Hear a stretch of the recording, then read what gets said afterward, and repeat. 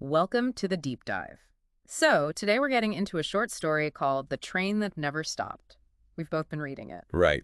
It's really about one of those fleeting moments, a chance encounter on a train, and how it affects this one guy who's always rushing. Exactly. And our kind of mission here is to explore that how these unexpected connections can, subtly change our perspective on our own life's journey, Hmm.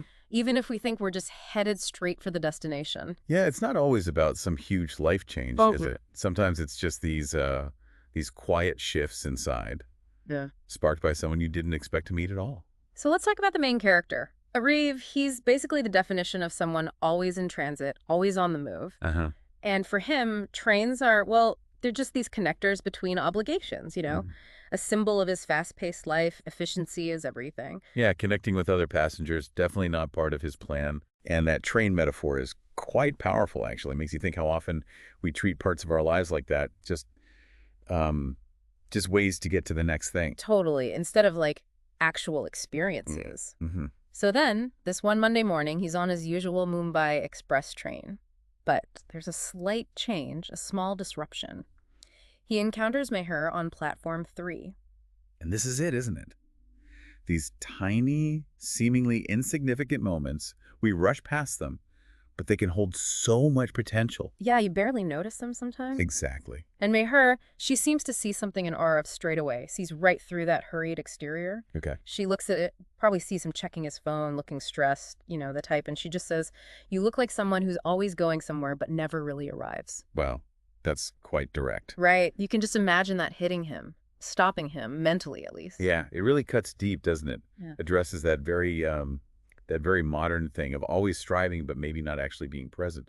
Why do you think a comment like that from a stranger would land so hard? Well, maybe it's something he secretly felt. But anyway, something definitely shifts after that, because over the next 4 hours on that train, Arav, this guy who's normally all about efficiency, he actually talks to her. Properly talks. Okay, so he engages. Yeah. About, like, real stuff. Books, dreams, fears, music. And the story says he feels this sense of peace, this calm he rarely experiences. A break from the mental checklist. So the journey itself changes for him. It stops Yeah. being just transit. It Exactly. becomes about, well, the connection, the shared moment. Yeah. Makes you think, how often do we miss out on that richness right now because we're only focused on where we're going next? Good point. But then as they get to Mumbai, Meher says something else really striking. She says, "Some meetings don't need a next time. They're perfect as they are." Oh. And then she just leaves. And Arav, who you imagine always follows up, always plans the next step. He's left completely thrown.